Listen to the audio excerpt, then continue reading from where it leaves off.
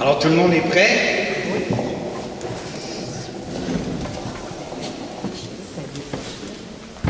Il y avait une belle parole, je trouvais, dans la première lecture aujourd'hui, où Saint Paul parlait de la richesse qui avait été révélée, tu sais, de Dieu, qui nous amenait ça. Et je pensais aussi à Sœur Faustine, tout ce que Jésus lui avait révélé.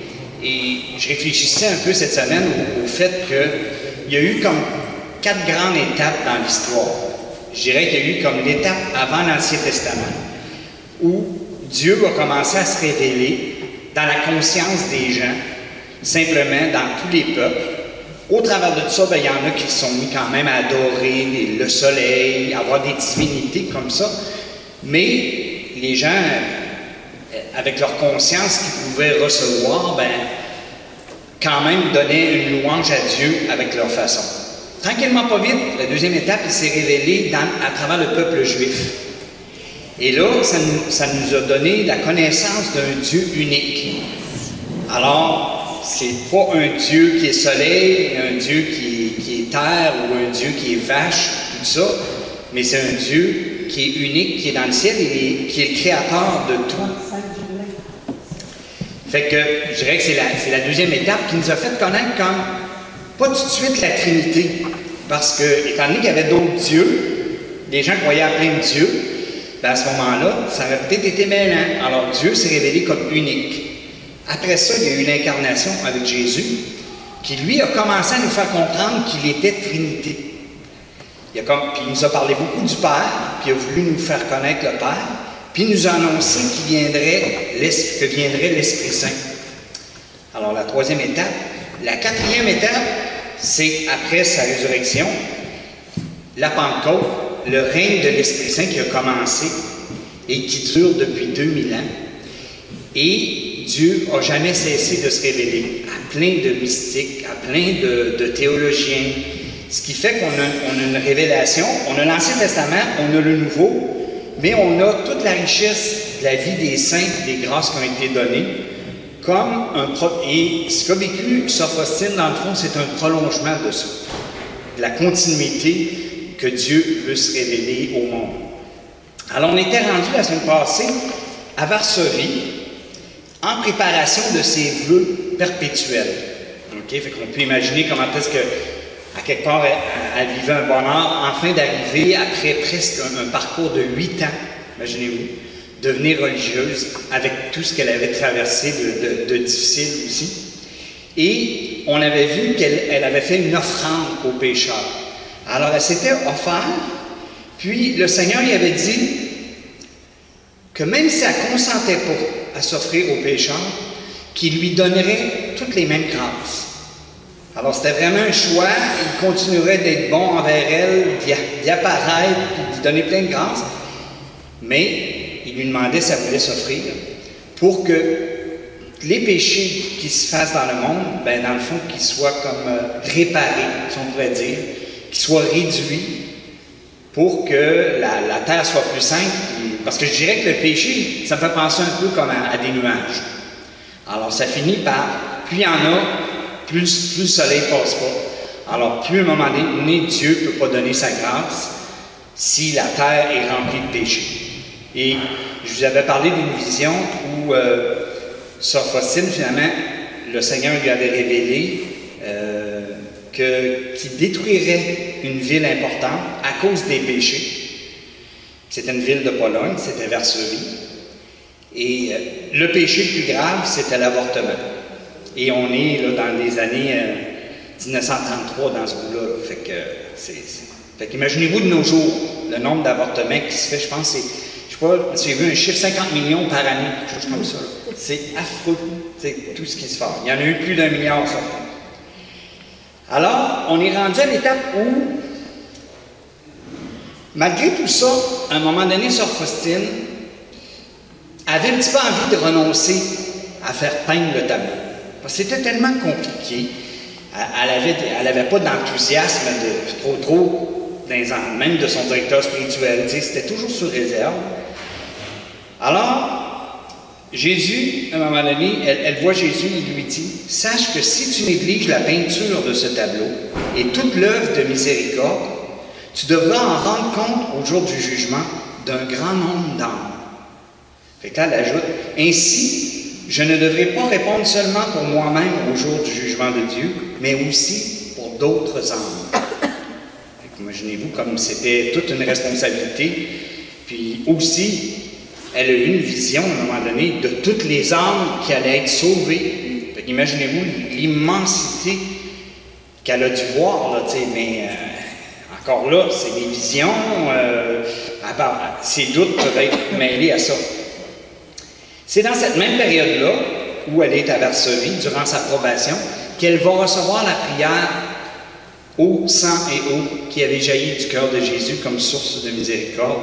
J'ai confiance en vous. Alors c'est là qu'elle reçoit ça. Puis et Jésus lui a dit, quand tu réciteras cette prière pour un pécheur, d'un cœur contrit et avec foi, je lui donnerai la grâce de la conversion. Alors moi je l'ai fait pour une de mes amies qui dans mon cheminement m'a enseigné la foi, puis là elle ne croit plus à rien. Alors, dans la foi, je l'ai faite. Je ne sais pas quand elle va se convertir, mais je me dis, Seigneur, je suis sûr que tu vas la rejoindre, si c'est même sur son lit de mort. Puis j'espère que ça va être avant. Elle va pouvoir se préparer et être plus prête à rencontrer Dieu, mais on peut le faire dans la foi. Est-ce que vous me permettez de dire quelque chose? Oui. Il y a quelques années, je ne sais pas si vous connaissez le père Émile Legault, qui donnait, ça fait longtemps, et puis, il donnait une conférence à la télévision. Le titre, c'était « Les eaux vives ». Puis il disait que par la prière et le sacrifice, on obtient tout. J'y crois. C'est vrai par expérience. Fait que ça va dans ce sens-là. Oui. Exactement. Et dans cette période-là, voyez-vous, à Varsovie, elle travaillait au vestiaire. Alors au vestiaire, il recevait tout le linge qui avait été comme lavé. Puis là, probablement qu'il pliait. Puis là, il allait le porter dans les chambres. Puis aussi, elle faisait du ménage dans les chambres. Fait là, il y avait des sœurs, entre autres, là. Ah, ici, il y a une poussière, une tache sur le plancher. Fait que là, elle dit des fois, je vais passer 10 fois pour satisfaire la religieuse qui était... Puis là, elle disait à Jésus, on peut être une martyre silencieuse. Ce n'est pas le travail qui m'affaiblit, mais ce martyre. Je me suis aperçu que certaines personnes ont un don particulier pour embêter les autres. Elle appelait ça un don. Elles s'y emploient de leur mieux et la pauvre âme qu'elles ont sous la main n'y pourra rien. Les meilleures choses seront déformées. Alors, on voit que ça continue. Hein? Alors, son étape finie, et là, finalement, elle s'en va à Cracovie pour vivre ses vœux perpétuels, pour devenir religieuse. OK? Comme je dis, après 7 ans et 9 mois exactement. Puis quand elle a fait une rencontre bien importante, le père Joseph Andras. Fait que Sœur Faustine va avoir 2 directeurs spirituels. Lui, c'est comme le premier qu'elle a connu, puis qu'elle s'est confessée à lui, puis elle a trouvé vraiment qu'il comprenait son âme. Puis lui, il confessait à Cracovie. Comme je vous avais expliqué, là, il y a Varsovie dans le haut, puis en bas, c'est Cracovie, qui était une ancienne capitale de la Pologne. Et c'est là, à Cracovie, qu'a été fondée les Sœurs de Notre-Dame de Miséricorde, qui avait 10 maisons en Pologne, dont 3 filiales, des petites maisons qui s'ouvraient des fois, comme exemple Québec, bien, il y en avait une à Beauport, parce qu'il y avait un besoin. Il y avait des filles qui sortaient de prison, il y avait des filles qui faisaient de la prostitution, qui voulaient changer. Alors c'était ça la mission qu'avaient eux autres les sœurs, de les accompagner, de les former. C'est pour qu'ils deviennent des femmes et des épouses. Et quand elle a fait ses vœux, elle a entendu dans son âme, « Mon épouse, nos cœurs seront unis pour tous les siècles. » C'est assez intéressant. Hein? Fait que là, elle dit, « Mes relations avec Dieu sont depuis mes vœux perpétuels si étroites que je n'ai jamais connu de telles relations auparavant. Je sens que j'aime Dieu, je sens qu'il m'aime. » Imaginez-vous, là, c'est vraiment comme un amoureux, puis Quand tu es en couple, tu sens que l'autre t'aime, puis que tu l'aimes, comment est-ce que ça fait du bien? Alors, elle vivait ça avec Dieu d'une façon spéciale. Ce qu'elle dit, c'est que je suis tout entière propriété de Dieu. Je lui suis continuellement uni. Je vois que c'est comme si Jésus ne pouvait pas être heureux sans moi. Jésus ne peut pas être heureux sans moi, et moi sans lui. Je comprends cependant qu'étant Dieu, il est heureux en lui-même. Et que pour son bonheur, il n'a absolument besoin d'aucune créature. Mais sa bonté le contraint à se donner à sa créature. Alors c'est sa bonté qui fait qu'il a besoin de nous, puis il aime. Et voyez-vous, pour ma vie, un super de beau moment, tout ça, et à ses vœux perpétuels, ses parents, il n'y a aucune personne de sa famille qui vient. C'est un moment important, mais aucune personne. Il vivait peut-être à 8 heures de train, puis c'était des coups, comme il était pauvre. Alors, probablement pas insisté pour qu'ils viennent. Ils n'ont peut-être même pas reçu d'invitation, ou peu importe, on ne sait pas, là. Mais elle n'insistait pas parce qu'elle savait que c'était une grosse dépense pour eux autres. Et 4 jours après, alors, dans ce grand bonheur-là, on s'attendrait que, bon, elle va continuer de recevoir des belles grâces. Mais la belle grâce qu'elle a eue, c'est que pendant le temps qu'elle était en train de faire leur sainte, après un moment, je vis le Seigneur tout couvert de plaies et il me dit, « Voici celui que tu as épousé. » Fait que là, imaginez-vous, elle le voit, on peut l'imaginer comme après sa flagellation, tu sais, le debout. « Voici celui que tu as épousé. » Fait que là, elle a dit, j'ai compris la signification de ces mots, et je répondis au Seigneur, écoutez bien ça, Jésus, je t'aime plus en te voyant si blessé et anéanti que si je te voyais en majesté. Jésus demanda, pourquoi? Elle répond, une grande majesté me fait peur, à moi le petit néant que je suis, tandis que tes plaies m'attirent vers ton cœur. Et il me parle de ton grand amour pour moi. Elle dit, un grand silence régna après cette conversation. Imaginez-vous, là, tu sais, de parler à Jésus comme ça. Tu m'attires parce que je me sens proche de toi par ta souffrance, puis je sens que tu peux communier à ma souffrance. Et Sœur Faustine, à cette période-là, quand elle était à Varsovie, durant le temps, ce qu'on appelle sa 3e probation, c'était dans les 5 mois avant de devenir religieuse, elle avait eu pour une première fois la vision de son, on dirait, 2e directeur spirituel, mais celui qui est devenu comme le plus important dans sa vie, c'est l'abbé Michał Sopoćko. Et là, il était à Cracovie cette fois-là, l'autre fois, il était à Varsovie. Alors, une 2e fois, elle voit entre le confessionnal et l'autel. Ces 2 visions me fortifièrent mon esprit, d'autant plus que quand elle va le voir pour la première fois, elle l'a vu pareil comme dans ses visions. Imaginez-vous comme ça doit être intéressant. Tu as la vision de quelqu'un, puis en même temps la révélation que c'est lui qui va t'aider. Puis tu arrives d'une place nouvelle, à Vilnius, où on va s'en aller, là, puis finalement, tu le vois enfin. C'est vraiment magnifique. Là. Comment est-ce que Dieu, il n'y a pas de limite pour lui pour accorder les grâces. Alors là, finalement, imaginez-vous, elle est à Cracovie, c'est une belle place, c'est la place de fondation. Elle va être heureuse d'être là, là. Elle vient d'être religieuse, elle vient de trouver son directeur spirituel. Est-ce que ça va continuer comme ça? Non. Elle doit quitter pour Vilnius. Vilnius ou Vilno. Okay, des fois, je vais dire Vilnius, Vilno. On est toujours en Pologne, mais actuellement, Vilnius, c'est en Lituanie. Parce qu'après la guerre, la Deuxième Guerre mondiale, quand il y a eu une répartition de la Russie, tout ça, à ce moment-là, c'est devenu un territoire russe. Et tandis que Varsovie et Cracovie sont restés dans la Pologne. Alors pour elle, imaginez-vous, elle perdait son bon confesseur, mais elle s'est confessée avant de partir, puis le Père Joseph lui a dit, « Rien ne t'arrivera de mal, si à l'avenir tu gardes la même simplicité et la même obéissance, tu es en bonnes mains, les mains de Dieu. » Puis là, elle dit, j'ai senti une force étrange qui m'a comme envahi, là, une force pour dire, ben, je vais partir encore, mais avec Dieu.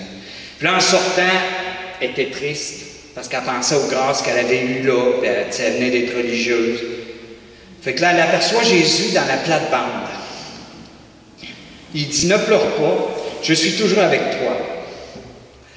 Fait que, quelque chose, hein? Après ça, elle est partie. Puis en chemin, elle est arrêtée à un sanctuaire très important, le sanctuaire Jasna Gora de Czestochowa, où il y a la Vierge Noire. C'est une icône qui est là depuis des siècles. Et la Mère de Dieu m'a dit beaucoup de choses. Je sentais que j'étais son enfant et qu'elle était ma mère. Fait qu'elle est allée passer par là, elle avait demandé la permission. Alors là, elle se retrouve à Vilnius, une ville de 200 000 habitants, quand même, OK? Et elle va travailler au jardin. Puis, elle n'avait aucune expérience de travailler dans le jardin, OK? Fait qu'elle avait travaillé beaucoup en cuisine, puis fait le ménage, puis différents travaux, mais le jardinage, je ne connaissais pas ça, t'sais. Et à Vilnius, la maison était très humide. Parce que la façon dont elle était construite, ben, elle était un petit peu en pente, puis l'eau arrivait dans les fondations, puis, fait que finalement, ça a dû un peu accélérer sa tuberculose. Ça n'a pas aidé, là, tu sais. Alors, puis elle dit, voyez-vous, quand on arrive à une nouvelle place, là, on est toujours novice. Car si la règle est la même, chaque maison a ses habitudes. Et chaque sort, chaque mère supérieure a ses habitudes. Fait qu'il faut que tu t'adaptes. Puis imaginez-vous qu'elle, sur les 13 maisons de la communauté, est allée dans 10 maisons. Ça veut dire que plusieurs fois, elle est obligée comme de s'adapter. Là, puis si elle allait dans des maisons comme ça, c'était parce qu'elle ne causait pas de trouble. C'est qu'il n'y avait pas de trouble. Tandis quand il envoyait des fois des personnes pour dire, ben non, il y aurait besoin de, pour 3 mois, remplacer la cuisinière, elle est malade. Ben là, celle qui était mandatée pour y aller, ben des fois, elle s'adaptait mal, ça créait des tensions, tout ça. Tandis qu'avec Sœur Faustine, ben, elle avait cette richesse-là de s'adapter, cette simplicité-là. Puis là, ben, il y avait une sœur qui s'appelait Petronella. Elle était déçue. Elle était très déçue parce qu'elle dit, pourquoi est-ce moi qui travaille à la ferme et non Faustine? Parce qu'elle avait de l'expérience dans le jardinage. Alors, elle est en maudit, fait que là, elle disait à la sœur responsable de ne pas envoyer de pensionnaire au travail dans le jardin pour que Faustine n'arrive pas à faire correctement son travail. Ça va bien, hein? Je te dis que les Polonaises, cette époque-là, il y en avait qui n'étaient pas faciles.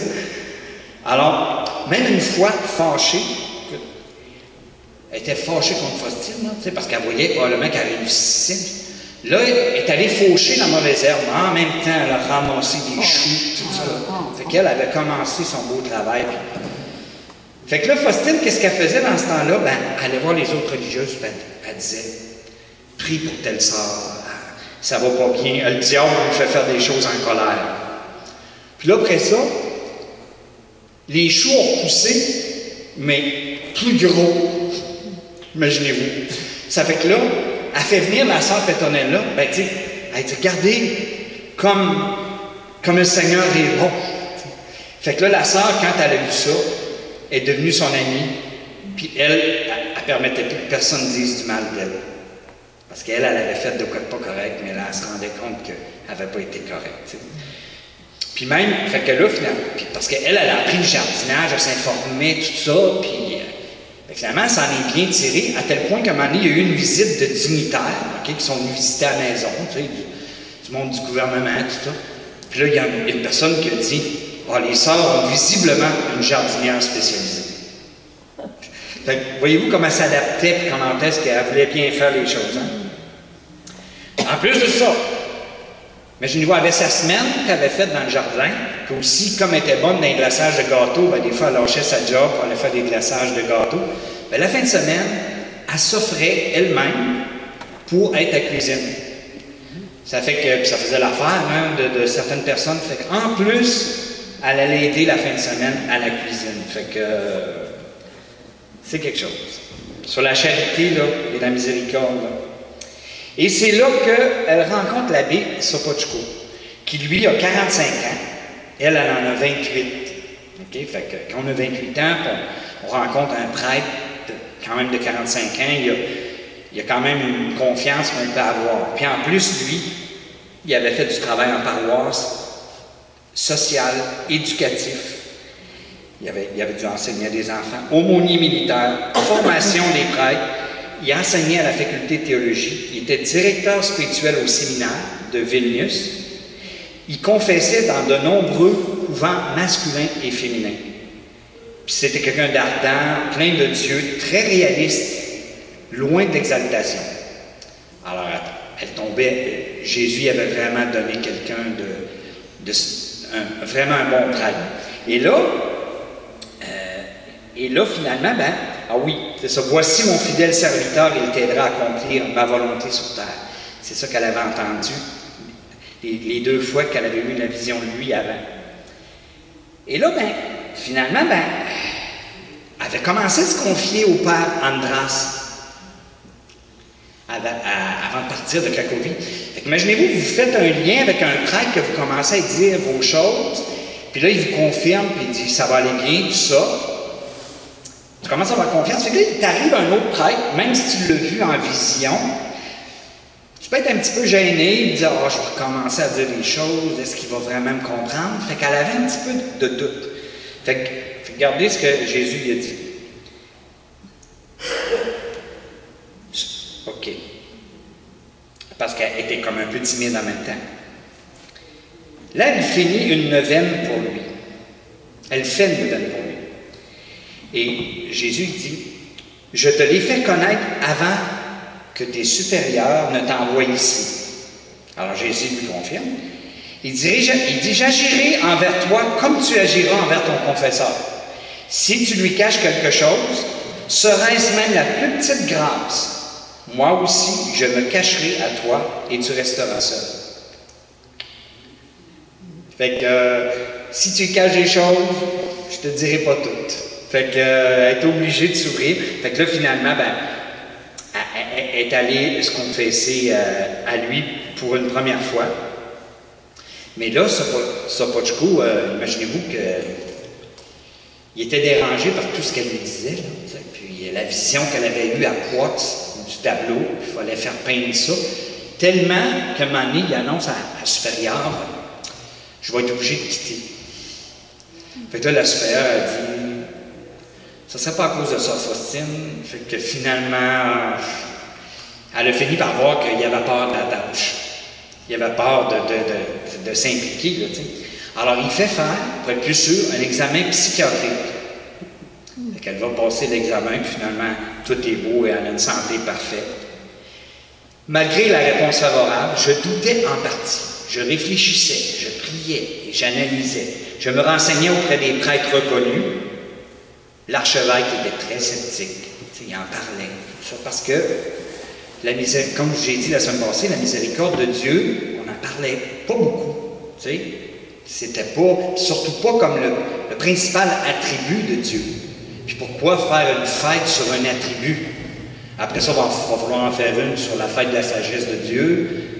C'est la fête du pardon de Dieu, en tout cas. Fait que, il y avait toutes sortes d'arguments que on peut-tu vraiment faire une fête sur un attribut de Dieu? Fait que c'était toutes des questions, dans le fond, louables pour un théologien, quelqu'un qui avait des connaissances bibliques. Là, fait que, pour une deuxième fois, elle revoit Jésus, qui est tout ensanglanté, puis qui lui dit, l'épouse doit être semblable à l'époux. Fait que là, elle comprend qu'elle dit, ma vie doit être sacrifice. Elle sent vraiment que c'est sa mission Puis Jésus lui dit, vois ce qu'a fait de moi mon amour pour les âmes. Ma fille, dans ton cœur, je trouve tout ce que me refuse un grand nombre d'âmes. C'est ça qui est, c'est beau cette phrase-là. Je trouve ce que me refuse des âmes. Alors quand Dieu nous voit près de lui, puis sincère avec lui, bien, ce qu'il ne peut pas donner à certaines âmes, bien, à un moment donné, il le donne à nous, parce qu'il nous voit ouverts à le redonner. T'sais. Fait que, à quelque part, ben, laissons rentrer les rayons dans nous. Et c'est là que, imaginez-vous, Sœur Faustine, c'était une fois par semaine, il venait confesser. Puis les confessions, ben, comme il voyait le prêtre une fois par semaine, ben, souvent il en profitait pour parler un petit peu d'autre chose que de la confession. Mais Sœur Faustine avait tellement de choses à dire que là, au début, elle se confessait, tout ça. Là, quand elle sortait, les autres sœurs étaient fâchées. Mettons qu'elle avait pris 20-25 minutes, je ne sais pas, là, tu sais, là, ça retardait tout le monde. Et là, quand elle a vu ça, elle s'est dit, je vais y aller à la fin. Fait que là, elle laissait passer tout le monde. Là, elle arrivait à la fin, ben, mettons qu'il restait 10 minutes, elle parlait, elle se confessait, mais là, il voyait, l'abbé Sokochko voyait bien que là, c'était passé, puis qu'il y avait trop d'affaires. Fait que c'est là qu'il a eu l'idée du petit journal.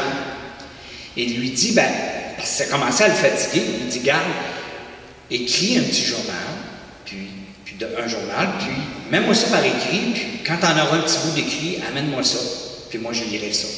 Fait que quand il allait, il en profitait avant de partir, probablement pour lire ce qu'elle avait écrit. Fait qu'il pouvait suivre les grâces qu'elle avait eues, puis se questionner, puis s'interroger encore plus sur tout le sens de sa mission. Alors c'est comme ça qu'il est venu. Puis là, elle explique qu'elle devait se cacher pour écrire. Tu sais, fermer son journal à tout moment quand il arrivait des sœurs, parce qu'elle travaillait tout le temps, tu sais. Fait que c'était pas évident, puis fait qu'elle avait sa cellule, qu'elle allait de temps en temps, mais des fois, il devait venir des inspirations. Ah oui, il m'est arrivé telle affaire. Puis là, elle savait qu'elle avait un 3-4 minutes de libre ou une pause. Elle écrivait, mais en même temps, elle surveillait. Parce qu'il y en a qui envoyaient maintenant, puis disaient, vous n'êtes pas en train d'écrire votre vie, puis tout ça. Fait qu'elle se faisait un petit peu agacer, puis là, elle n'osait pas non plus, là, tu sais. Fait qu'elle disait à Jésus, tu vois comme il m'est difficile d'écrire. Mais puisque tu me l'ordonnes, par celui qui te remplace, l'abbé Sokochko, cela me suffit. Fait qu'elle était obéissante. Puis là, on dit qu'elle avait une belle écriture. Elle faisait des fautes, parce qu'elle avait juste étudié 3 ans. Mais elle n'avait pas de rayures, ni modification. C'était tout d'un trait. Puis là, ben, au début, il y avait de la misère un petit peu à croire. Puis, mais là, plus il s'est mis à croire, l'abbé Sokochko, plus il insistait pour qu'elle écrive. Puis à la fin de sa vie, il insistait encore plus, parce que là, il voyait qu'elle allait mourir. Précise, là, puis sois sûr que ce que tu écris, c'est pas ton imagination, que c'est vraiment ce que Jésus t'a donné. Là, fait que là, il a vu que c'était important, ses écrits. T'sais. Fait que là, Jésus, à un moment donné, imaginez-vous qu'il est en train d'écrire. Là, il dit, en écrivant ces mots, j'ai aperçu Jésus penché sur moi. Imaginez-vous qu'il est en train d'écrire, Jésus penché. Et il me demanda, ma fille, qu'écris-tu? Fait que là, j'ai répondu, ah ben j'écris à ton sujet, Jésus, que tu es caché dans le très saint sacrement, sur ton inconsolable amour et ta miséricorde envers les hommes. Alors Jésus, il dit, excusez-moi, non. Secrétaire de mon plus profond mystère. Sache que tu es avec moi dans une intimité exclusive. Ton devoir est d'écrire tout ce que je te fais connaître à propos de ma miséricorde au profit des âmes qui, en lisant ces écrits, ça c'est nous autres, seront consolés et auront le courage de s'approcher de moi. Je désire que tu consacres tous tes moments libres à écrire. Imaginez-vous, hein, peut-être du Seigneur, mais aurais-je au moins un petit moment pour écrire à chaque jour? T'sais? Fait qu'il y répond, ce n'est pas ton affaire d'y penser. Fais seulement tout ce que tu peux. J'arrangerai les événements, toujours les circonstances de manière à ce que tu puisses remplir facilement ce que j'exige de toi. Alors, pencher sur lui. Puis là, des fois, il disait, tu vois, elle dit, je ne sais pas écrire. J'ai même pas une bonne plume. J'ai de la difficulté à écrire, que je dois écrire lettre après lettre pour former les phrases. Parce qu'il y a des mots quand on ne savait pas comment écrire, mais... Alors j'ai cette difficulté, mais en plus, il faut que je note ça en secret. Je dois fermer mon cahier à tout bout de champ, tu sais. Fait que elle lui parlait de ça. À un moment donné, dans cette période-là, imaginez-vous que est comme au printemps 34. Fait que là, ça fait déjà comme peut-être 4-5 mois qu'elle écrit son journal. Son directeur spirituel, l'abbé Sopochko, s'en va un voyage en Terre Sainte. Alors, il y a quelqu'un qui en a profité de ce voyage-là, le démon, qui s'est mis à y dire « Pourquoi tu écris ça, ce journal-là? Regarde ce que tu dis, là, c'est exagéré, pourquoi Dieu se révélerait à toi, tout ça? » Fait que finalement, ben, elle brûle son petit journal. Fait elle avait peut-être, à l'époque, elle avait peut-être écrit 1, ou elle était peut-être en train d'écrire 1 sur 6, vous comprenez? Là, t'sais? Fait que là, finalement, quand elle revient, là, finalement, comme punition, il dit, ben là, tu vas recommencer. Tu vas recommencer à écrire ton journal. Fait que, alors, elle l'a recommencé vers à peu près le mois de juillet 34 à réécrire. Et comme je vous dis, elle a écrit en tout 6 cahiers. Et il y avait des supérieurs, finalement, à la fin de sa vie, qui savaient qu'elle avait écrit un journal. Okay? Mais pour la plupart des religieuses, ils ignoraient qu'elle vivait tout ça. Là, et après sa mort, ils ont été étonnés. Je n'aurais jamais soupçonné que Faustine avait des grâces surnaturelles. Rien n'en témoignait. Ça veut dire que là, il faut voir qu'elle menait une vie bien ordinaire, dans le fond, comme nous autres, comme mais elle, comme religieuse, mais qu'elle ne se vantait pas de ça, puis qu'elle essayait que ça ne paraisse pas, tout ça. Puis à Vilnius, où elle est, là, il y avait 5 sœurs sur 24 qui la prenaient pour une hystérique. Parce qu'ils devaient quand même se dire des choses, tu sais. Les supérieurs devaient dire à une, dis pas ça à personne. Puis l'autre disait, ben dis pas ça à personne. Fait que là, ouais, ça, elle aurait des visions. Ouais, c'est pas sûr, tu sais. Puis, tu sais, elle était quand même, tu sais, elle s'habillait, elle travaillait toujours avec son habit de religieuse, tu sais, elle est exemplaire, en fait. Ça peut être fatigant, des fois, une personne exemplaire, hein. Puis, la mère Chrysostoma influençait les jeunes sœurs. Elle l'appelait, tiens, la supérieure, tiens, la directrice spirituelle. Parce que, dans les récréations, ben, Sœur Faustine, elle parlait, puis elle attirait les gens, puis elle avait des bons conseils, puis elle était inspirée. Fait que ça dérangeait les supérieurs. Des fois, elle posait des questions aux supérieurs. Les supérieurs n'avaient pas les réponses. Fait que là, les supérieurs disaient, on sait bien, tu sais, elle lit des livres, puis après ça, elle fait l'étalage de ses connaissances. T'sais. Fait que, il y avait ça. Fait qu'il y en avait qui étaient comme, à cause de ça, ce mépris-là, ben, elle a énormément souffert parce qu'elle en entendait parler, mais elle ne se plaignait jamais. Elle allait à la chapelle, elle cherchait un réconfort auprès de Jésus. Par Jésus, il avait dit, ma fille, ne cherche pas de compassion auprès des créatures. Fait qu'il fallait vraiment qu'elle s'appuie juste sur Dieu. Puis, une des sœurs qui a témoigné, elle dit, nous les plus jeunes, elle ne nous demandait que de prier pour telle sœur, pour que telle sœur s'améliore, pour que Jésus l'illumine, pour qu'elle n'offense plus Jésus. Fait que, tu sais, elle était loin de parler contre celle qui lui faisait du mal. Tu sais, elle n'était pas rancunière. Puis elle disait aux autres de ne pas chercher à se venger. Elle dit, ceci, c'est pas conforme à l'amour chrétien. Fait qu'elle abordait les personnes méchantes et hostiles envers elle avec amour. Elle considérait ses ennemis de la même manière que les autres, en les aidant même dans des besoins. Puis l'abbé Sopochko, il dit, c'était une religieuse extrêmement humble. Elle ne se croyait pas supérieure aux autres. Elle ne méprisait aucune d'elles, mais elle vivait mal le mépris envers elle, car elle était sensible. Puis elle pleurait, tu sais. Comme je vous ai dit dans la récréation, ben, les sœurs étaient portées à se regrouper après elle, parce que dans le fond, elle était intelligente, tu sais, puis elle aimait Dieu. Fait elle amenait des lumières qui étaient le fun. Voilà, elle a lu des livres et elle nous fait la leçon. Il y en a qui disaient ça en français. Tiens, la princesse. Elle se fait dire ça à un moment donné, elle passe un couloir. Tiens, la princesse. Fait qu'elle dit, eh bien oui, je suis la princesse, car elle venait de communier, car c'est le sang royal du Christ qui coule dans mes veines.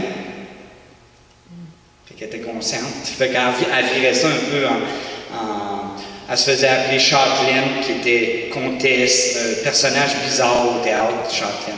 Fait que, tu sais, il y avait des petites méchancetés comme ça qu'elle recevait, mais malgré ça, on s'adressait à elle pour des prières. Parce qu'on voyait que... Alors, des sœurs qui voyaient Faustine comme différente, qu'elle avait une forte relation avec Jésus. Elle a demandé de prier pour elle. Tu pourrais-tu interroger Jésus à propos de tel problème pour savoir si je me confesse bien, si Jésus m'a pardonné tel péché? Puis comment résoudre tel problème avec, admettons, quand il y avait des problèmes avec les pensionnaires. Vous comprenez que c'était des filles qui étaient difficiles, là, pour certaines, hein, qui n'étaient pas dociles. Là. Alors, elle avait le tour d'aider ces filles-là, quand ces filles-là venaient travailler avec elle, au jardin, mettons, ben là, elle leur montrait, puis elle les aidait comme être meilleures, ces filles-là. Elle avait le tour avec, parce que dans le fond, elle avait beaucoup d'amour. Puis c'était autant les filles du premier quart que du second quart qui venaient la voir pour demander des prières, même si c'était la petite du second quart. Et aussi, elle avait un don de connaître le secret des cœurs des gens. Hein? Fait qu'elle avait le courage, des fois, de dire droit dans les yeux les fautes de quelqu'un, même au supérieur, par grade ou par leur âge ou la fonction, mais elle le faisait sérieusement et fermement, avec beaucoup de respect, les prenant à part. Fait qu'imaginez-vous, des fois, elle voyait des choses, puis elle était audacieuse, là, parce que même moi, ça m'arrive d'avoir interpellé des fois des prêtres, puis c'est pas toujours facile la façon dont on se fait recevoir, puis on sent pas toujours qu'ils veulent entendre ce qu'on a à dire. Alors, il lisait dans les yeux des pensionnaires. Elle savait des filles si elles allaient se confesser en état de péché grave. Fait qu'elle pouvait aller les voir puis leur dire. Fait que les filles étaient très impressionnées de savoir qu'elle savait ça. Puis, ce qu'elle disait aussi, il y a une fille qui dit, lorsque je commettais un péché, elle me le disait droit dans les yeux. Elle souffrait alors du fait que j'ose ainsi offenser Jésus et persister dans ce péché après un long moment. Tu sais, au lieu d'aller se confesser tout de suite, il y en a qui attendaient. Elle me disait souvent que lorsque, après une chute, l'âme avait peur de s'approcher de Jésus, celle-ci blessait cruellement le Sacré-Cœur. La méfiance lui faisait plus de mal que les péchés les plus graves. Alors imaginez-vous, c'est la méfiance qui déçoit le plus Dieu qu'on ne vienne pas. Fait qu'il faut vraiment la confiance, puis quand on chute, qu'on n'est pas content, on voit ça comme du pardon. C'est le plus beau signe qu'on y fait confiance. Elle dit, même moi, j'évitais son regard des fois. Probablement quand elle avait fait des choses pas correctes avec une sœur, elle aimait mieux pas voir sœur Faustine parce qu'elle voyait son âme. Tu sais. Puis sœur Faustine, ben, elle demandait la permission à prier des heures le soir, tu sais, des fois jusqu'à minuit. Fait que elle pouvait prier des fois à genoux, bien droite, elle bougeait pas, elle était quasiment comme morte, tu sais, puis en prière pendant des heures. Et là, arrive... OK. Et là, on arrive au tableau. Alors, voyez ce que... On est le 2 janvier 34. OK? Fait que là, le 28 ans et demi. Ça va faire comme 3 ans qu'elle a eu la vision du tableau. Imaginez-vous, 3 ans. Puis elle l'a revu quelques fois. T'sais, elle l'a revu, je pense, 1 ou 2 fois. Exactement le tableau. Fait que tu portes ça, la fête de la miséricorde. Là, ça faisait 6 mois qu'elle connaissait l'abbé Sopocko. Puis ça a pris 6 mois avant qu'il se décide. Puis il dit, guidé davantage par la curiosité de savoir comment allait être ce tableau, que par la foi en la véracité de ses visions, j'ai demandé de faire peindre le tableau. Mais tout ça, il fallait que la mère supérieure soit quand même d'accord. Celle qui était la mère de la maison, puis la mère générale, il fallait qu'ils disent, bon ben, on va faire peindre le tableau. Il fallait qu'il y ait des accords. C'est pareil comme pour le petit journal. C'est pas sœur Faustine qui est allée au magasin et s'achetait un petit journal. C'est la sœur, la mère supérieure qui a fourni le petit journal. Quand elle a eu fini, ben, il en a donné un autre. T'sais. Fait que ça marchait comme ça. Donc, elle n'avait rien. Alors le peintre, Eugène Kazimierowski, il résidait dans la même résidence que Sopoćko. Okay? Fait qu'il restait à la même place. Puis il y avait un atelier qui est devenu une chapelle des Sœurs de Jésus Miséricordieux de la communauté de Sœur Faustine qui a été fondée après sa mort. Bien, l'endroit où le tableau a été peint, quand on va là, je vous amènerai des photos la semaine prochaine. Ben, c'est une petite chapelle. Ils ont transformé ça en petite chapelle, puis ils ont mis un cadre de l'image. Et c'est là qu'il a été peint. Et 2 fois par semaine, Sœur Faustine, elle y allait. Alors, pour ne pas éveiller les soupçons, pourquoi Sœur Faustine part avec la mère supérieure? Bien là, il prétextait qu'elle allait à la messe pas loin. Et après ça, il se rendait à l'atelier, puis là, elle lui donnait. Puis là, l'abbé Sopoćko dit « Faustine tenait beaucoup à ce que Jésus soit représenté de la même manière qu'elle l'avait vu. Comme si Jésus marchait vers quelqu'un. » Là, on voit les pieds sont un en avant de l'autre. Il marche vers quelqu'un. Et voulait s'arrêter pour le saluer. Alors, c'est ça qu'il veut faire. Il veut nous saluer, il veut nous parler. Ses yeux doivent être baissés et son regard miséricordieux comme sur la croix. Alors, c'est pour ça que l'autre tableau qui est connu, il est moins fidèle parce que Jésus nous regarde dans les yeux. Mais selon l'indication que Jésus s'est montré, c'est vraiment le regard. Quand on est placé plus bas ici, on a plus l'impression d'être un peu comme elle quand elle a eu la vision. On peut s'imaginer qu'elle était proche de lui comme ça. Puis il y avait cette grandeur-là. J'ai fait faire la reproduction pour qu'il soit un 6 pieds 2, comme Jésus avait un peu sur le Saint-Suaire. Après ça, il doit lever la main droite à la hauteur de l'épaule, pas comme ça, comme l'autre poster, mais plus comme ça, comme les prêtres bénissaient, là, tu sais, un petit peu là, la bénédiction des prêtres qui donnent à la fin de la messe, là, à l'époque, tu sais, la façon dont... Alors, à la hauteur de l'épaule pour la bénédiction, et avec la main gauche qui écarte la tunique près du cœur invisible. À la droite du spectateur, un rayon pâle. Alors, pas un rayon blanc, mais un rayon pâle. À sa gauche, un rayon rouge. Parce qu'il y en a même en Pologne qui ont utilisé, qui ont dit « Ah, c'est un rayon blanc et rouge ». Mais c'était, je ne sais pas si c'est le drapeau de la Pologne, alors ils utilisaient ça d'une façon politique. T'sais. Fait que c'est un rayon pâle. Ces rayons doivent être transparents, mais illuminer correctement aussi bien la silhouette du Sauveur que l'espace devant lui.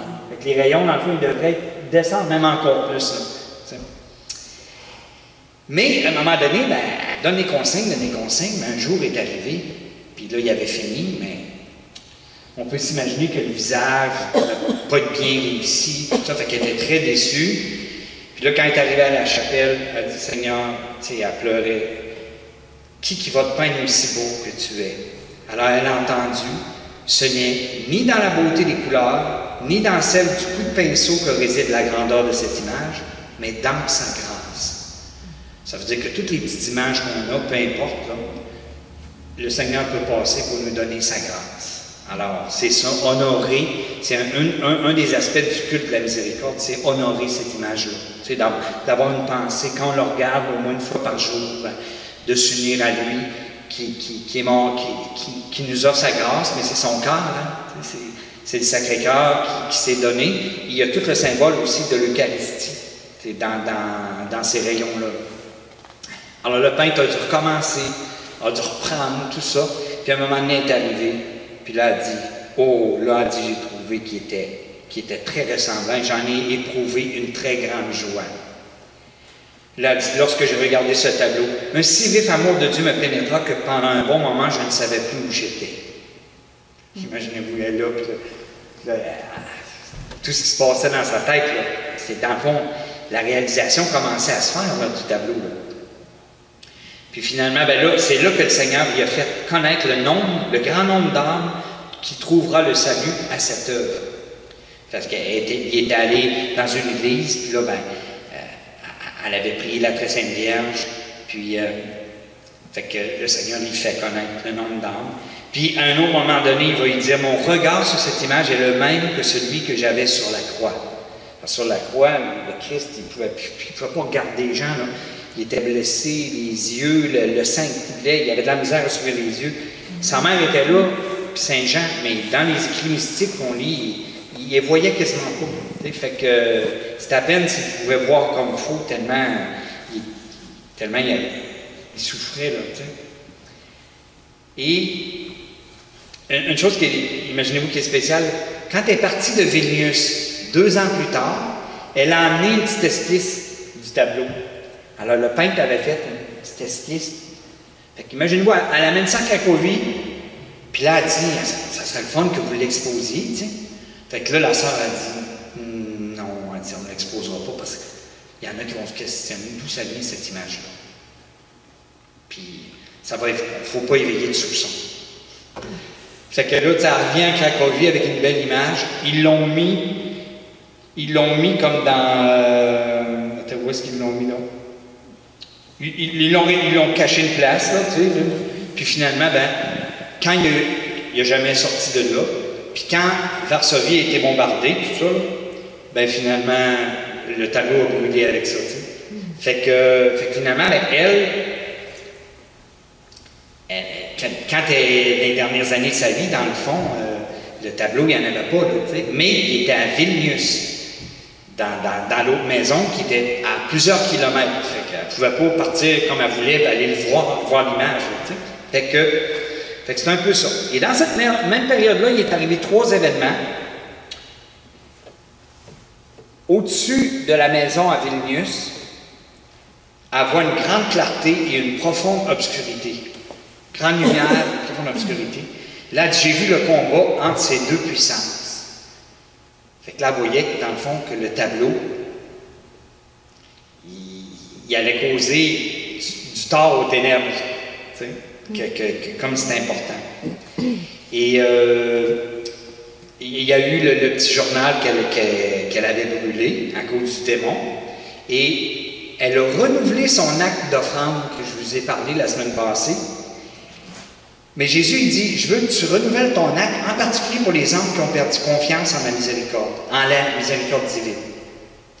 Cette offrande consiste à accepter avec une entière soumission à la volonté divine toutes les souffrances, les peurs et les frayeurs dont les pécheurs sont remplis.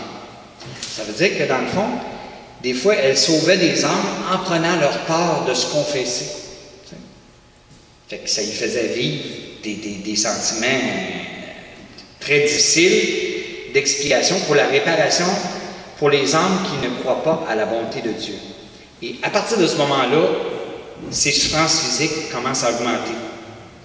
En plus, elle voit déjà que physiquement, elle est plus faible, parce que dans le fond, elle souffre déjà de la tuberculose. Et là, il commence à avoir des symptômes. Mais elle se rend compte, ah ben, ça doit être Jésus qui veut ça, fait qu'elle offrait ça pour les âmes. Tellement qu'à un moment donné, elle a travaillé au jardin, puis elle a peut-être eu une insolation, fait qu'elle perd connaissance. Puis là, elle a fait une crise de suffocation. Fait que là, elle est touchée. Puis là, écoute, le tableau vient d'être réalisé, là, on est à peu près 1 mois, puis là, elle est sur le bord de mourir, tellement que le médecin juge ça tellement sévère qu'il accepte qu'on lui donne l'extrême onction. Fait qu'elle s'imagine qu'elle va y passer, là, tu sais, là. Et puis la Vierge l'avait averti juste la veille qu'elle allait souffrir beaucoup à cause de cette icône. Puis bang, le lendemain, elle vit ça. Là, quand elle s'est mise à être mieux, soudain dans ma cellule se remplit d'êtres noirs, plein de colère et de haine envers moi. L'un d'eux me dit, « Sois maudite, toi et celui qui est en toi, car tu nous tourmentes déjà en enfer. » Fait que là, elle a dit, « Et le Verbe s'est fait chair et il habitait parmi nous. » Et sur le champ, ces êtres disparurent bruyamment. Le lendemain, après la Sainte Communion, elle voit Jésus. Puis là, son regard lui transperce l'âme. Elle lui dit, Jésus, elle dit, je pensais que tu allais me prendre. Elle était contente de mourir, dans le fond. Elle se sentait prête, là. Il dit, ma volonté ne s'est pas encore totalement accomplie en toi. Tu resteras sur terre, mais pas longtemps. Quand j'agonisais sur la croix, écoutez bien ça. Quand j'agonisais sur la croix, je ne pensais pas à moi. mais aux pauvres pécheurs, et je priais mon Père pour eux. Je veux que tes derniers instants soient semblables aux miens sur la croix. » Alors, elle découvre qu'elle s'est inquiétée. Quand elle suffoquait, là, elle s'est inquiétée. « Je ne me suis pas confessé. » Elle pensait, mais Jésus voulait que, quand tu vas mourir, je ne veux plus que tu n'aies aucune pensée pour toi, mais comme moi, juste pour les autres. Imaginez-vous l'espèce de perfection où il voulait l'amener, là, tu sais, là. Puis là, ben, elle qui priait beaucoup pour les âmes du purgatoire, ben là, elle découvre que, OK, il faut que je prie pour les âmes qui sont en agonie. Parce qu'elle, elle avait vécu une agonie, là. Puis elle se rend compte que, comment est-ce qu'on peut pas être abandonné tant que ça à Dieu, puis s'inquiéter pour soi. Fait qu'elle dit, les âmes en purgatoire, au moins, sont sauvés. Mais ceux qui sont agonisants, ils ne sont pas nécessairement sauvés encore. Il y en a qui vont se perdre selon la vie qu'ils ont eue. Fait qu'elle trouvait ça. Fait que là, elle a commencé vraiment plus, puis elle en parlait aux sœurs. Elle disait, priez. Il faisait ils appellent ça des oraisons éjaculatoires, des prières spontanées comme ça. Elle disait ça aux sœurs. Dites ça dans votre tête. Tu sais, puis pour les gens qui vont mourir, parce qu'il y a des gens qui meurent à chaque seconde. Fait que toute sa conscience qu'elle avait du monde. Hein. Et après cette crise-là, c'est là qu'elle a eu une radiographie des poumons, puis là qu'ils ont vu que la tuberculose était comme déjà avancée beaucoup. Puis la sœur Chrysostoma, justement, depuis 3 ans, la traitait pour ses nerfs. Tu sais, là, fait qu'elle n'avait pas pris au sérieux. Elle se lamentait pour rien, finalement, sœur Faustine. Fait que... Et là, est arrivée une affaire très spéciale. Au mois d'octobre 1934, elle revenait à la maison, tu sais, avec des élèves. Tout d'un coup, elle voit Jésus en haut de la chapelle, comme il était lorsque je le vis pour la première fois, tel qu'il est peint. Les 2 rayons sortaient de son corps, couvraient notre chapelle, imaginez-vous, et l'infirmerie, puis toute la ville, et se répandit sur le monde entier. Imaginez-vous, là, de voir tout ça. Puis là, ça dura 4 minutes. Puis là, il y avait une petite fille, elle s'en venait, elle, puis il y avait un groupe d'élèves, mais il était en arrière. Puis là, il y a une petite fille, elle a vu les rayons. Elle était folle. C'est quoi ces rayons-là, tout ça? Mais elle, sœur Faustine, avait vu Jésus aussi, avec les rayons. Fait que là, la petite fille, elle n'arrêtait pas de parler des rayons. Puis c'est quoi ces rayons-là? Je les ai vus. Puis là, ses petites amies disaient, ben voyons, c'est un rêve. T'es folle, tu sais, là. Mais là, elle était toute, tu sais, ça l'avait transformée, la petite fille, mais sœur Faustine ne va pas tout y dire, là, tu sais, ne va pas tout y expliquer, tu sais. Mais pour moi, il y a d'autres sœurs qui l'ont vu parce qu'on rédigeait un rapport décrivant cet événement. Alors, il y a peut-être d'autres aussi qui l'ont vu, assez pour dire que c'est un événement qui est arrivé, OK? Après ça, elle prie devant le très saint sacrement. Elle aperçoit 2 rayons qui sortent de l'hostie. Rouge et pâle. Puis là, elle est dans la chapelle, ça serait fait sur les sœurs, mais pas de la même façon. OK? Pas de la même manière. Sur quelques-unes, il y avait des rayons qui ne pénétraient quasiment pas, puis d'autres, des rayons qui pénétraient au bout, selon la qualité d'âme, de vie de la personne. À un moment donné, une autre vision d'une grande foule. Elle rentre dans sa cellule, qui est toute petite, là. Puis là, elle voit Jésus dans l'ostensoir, comme si c'était en plein air.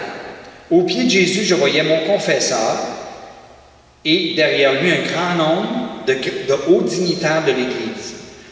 Je vis de grandes foules que je ne pouvais embrasser, tellement il y en avait.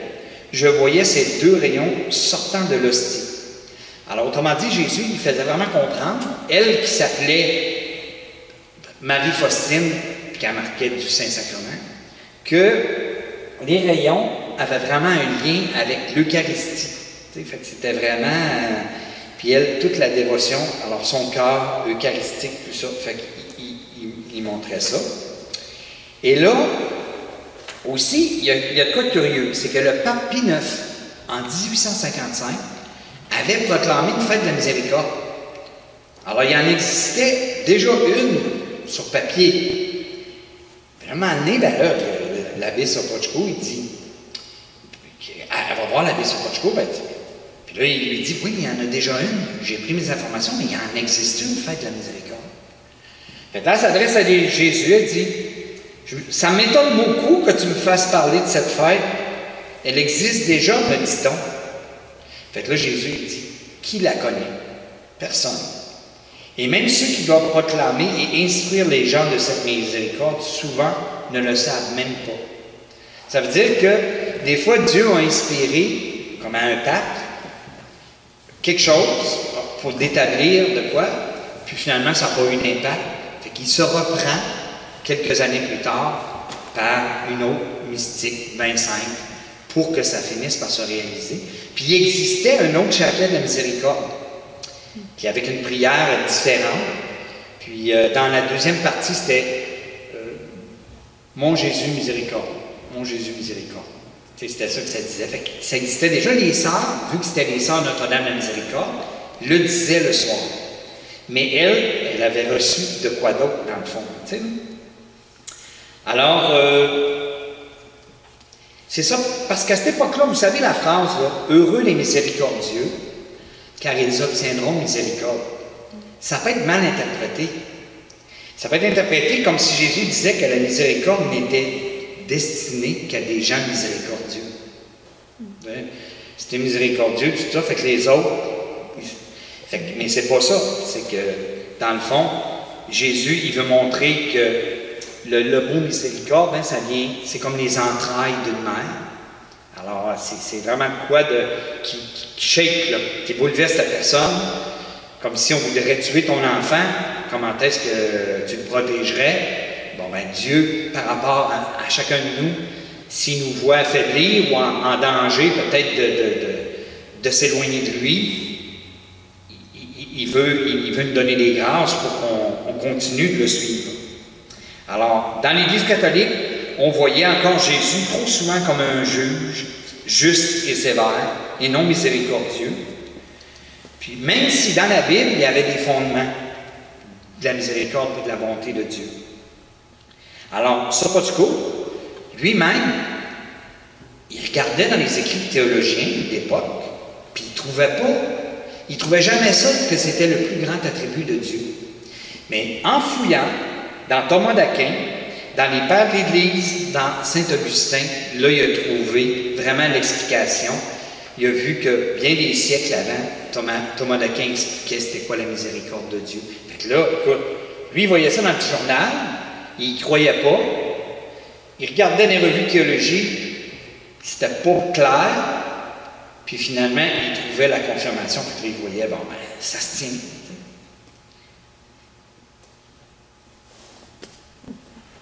On est des touffes, hein? Oui. Fait que, dans le fond, si vous me laissez encore 2 minutes, je vais conclure. Puis la semaine prochaine, on sera rendu à la première exposition. C'est vraiment magnifique ce qui s'est passé durant la première exposition. Alors, finalement, OK, ce qui est arrivé, c'est que en février 35, elle apprend que sa mère est gravement malade. Alors, imaginez-vous, ça fait 11 ans qu'elle n'est pas retournée chez elle. 11 ans. Alors, elle retourne chez elle, et ça faisait 7 ans qu'elle les avait vus, parce que ses parents étaient venus à ses premiers vœux temporaires. Okay? Fait que ça fait 7 ans que tu as vu tes parents, là, et ta famille, tes frères, tes sœurs, tellement qu'elle ne reconnaissait pas ses frères et ses sœurs. Ils avaient tous grandi. Fait que, sauf les plus vieux, un peu, puis il y en a une qui était allée la visiter. C'est un peu spécial. Il y en a peut-être qui ont vécu ça. Vous connaissez des gens qui ont vécu ça, de dire, tu vois ton petit frère que tu aimais, là, ta petite sœur, là, ta voix, 15 ans, c'est pas la même, là, tu sais, là. Fait que, il va y avoir en même temps un petit peu une déception. Puis aussi, elle savait intérieurement qu'il y en avait quelques-uns qui étaient en danger. Qui a leur âme, là, qui est en état de péché, puis, fait qu'elle trouvait ça difficile. Puis, elle a vu plein de gens de sa parenté, là, qui étaient contents. Puis de là, on a quelques photos, imaginez-vous, que j'amènerai la semaine prochaine. Puis, là, elle est allée dans son église, sa petite église, qui est un lieu un peu touristique à cette heure, là, à Glogoviec. Puis là, ben, elle se rappelait toutes les belles grâces qu'elle avait eues. Puis elle dit, comme c'était facile de prier dans cette église-là. Tu sais, là. Puis là, Jésus y apparaît. Il dit, mon élu, je t'accorderai de plus grandes grâces encore. Imaginez-vous. Dans sa petite église, elle a une vision de Jésus dans son église. Fait qu'elle avait déjà eu une grâce dans le Saint-Sacrement de le voir, puis pas de le voir, mais d'avoir senti, de comprendre les mystères de Dieu, d'avoir senti qu'elle était appelée. Mais là, elle a eu la chance que Jésus apparaisse dans son église d'enfance.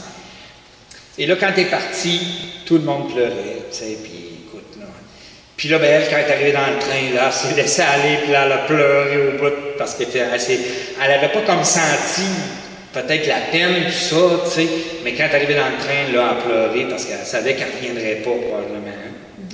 Puis, avant de retourner, avant de revenir à Vilnius, où elle est, OK, là, elle voulait voir la mère générale qui était dans la région, une ville qui s'appelle Grochov. Et fait que là, elle était contente de la voir parce que cette mère-là, Michaela, elle l'aimait beaucoup. C'était celle qui l'a comme acceptée au début. Mais elle n'était pas mère générale à l'époque, elle était supérieure de la maison à Cracovie, mais là, elle était devenue mère générale. Puis, elle a été, c'est devenu la mère générale tout le temps que Sœur Faustine a vécu, fait que elle se sentait aimée, même si des fois, même si elle ne croyait pas tout le temps à tout ce qu'elle vivait, là, tu sais. Puis là, fait que là, il avait parlé, tout ça, puis là, ils ont assisté ensemble à une célébration. Le Seigneur est exposé dans l'ostensoir. Au bout d'un moment, je vis le petit Jésus sortir de l'hostie. Imaginez-vous, Jésus sort, un petit Jésus. Il vient lui-même se poser dans ses bras. Elle dit cela durant un court instant. Une joie incommensurable inondait mon âme. Et je vous en ai peut-être parlé dans les autres conférences, mais ça, c'est arrivé souvent qu'elle a vu Jésus, qui se promenait durant la messe. Puis quand le prêtre mangeait l'hostie, il disparaissait. Il mangeait. Les premières fois qu'elle a vu ça, elle était complètement étonnée, puis comme quasiment frustrée. Là, hey, ça se peut-tu? Elle comprenait que c'était une image pour dire, c'est vraiment moi qui est là, présent, comme enfant, et il voulait y enseigner l'enfance spirituelle. Fait que c'est pour ça qu'à un moment donné, c'est arrivé tellement souvent qu'elle disait, là, je vois, tu es un petit enfant, mais je sais là, que tu es grand, puis tu es mon Dieu, puis que tu es tout puissant, puis tout ça. Elle dit, pourquoi t'apparais comme ça? Ben, là, le petit enfant disait, ben, c'est parce que je veux que tu développes l'enfance spirituelle. Puis quand tu vas être assez enfant, ben, c'est moi qui va te prendre dans mes bras. C'est lui qui va la prendre pour la consoler. Et il lui a révélé que c'était l'enfant Jésus qui était celui qui était en charge de la mission de la miséricorde. Tu sais, c'était pas le Père, tout ça, mais c'était comme l'enfant Jésus. Puis elle, ben, elle a développé une spiritualité de simplicité, puis vraiment... Puis Jésus était simple. Jésus était digne, mais il était tellement simple qu'il attirait les enfants. Il était dérangeant pour les maîtres, les pharisiens, tout ça, mais il était attirant, attachant dans son vivant. Alors il veut qu'on devienne simple comme ça dans notre foi. Alors, la semaine prochaine, on verra la première exposition du tableau. Et là, on va se rendre, après ça, on va avoir des informations sur la nouvelle communauté que le Seigneur lui demande de fonder. Le chapelet, quand est-ce qu'elle a reçu le chapelet. Son départ pour Vilnius, pour s'en aller à Cracovie, où elle va passer les dernières années de sa vie, puis où elle va devenir à un moment donné très malade, puis qu'elle va avoir beaucoup de révélations à ce moment-là, autant sur l'enfer que sur le purgatoire. Puis elle va vivre une union très très forte avec Jésus, avec des visions de la Trinité. Alors c'est ce qu'on va voir. Puis je vais faire un montage photo pour qu'au moins vous puissiez voir la maison, puis elle un petit peu plus jeune. On n'a pas de photo d'elle jeune, là, mais on a une photo qu'on pense que c'est elle avec ses deux sœurs, puis d'autres que je vais sélectionner, au moins vous ayez quelque chose de visuel qui va compléter à la fin. Fait qu'il y aura peut-être un 10-15 minutes de visionnement de photos. Merci. Ça marche? Merci. Merci d'avoir été là. Oui.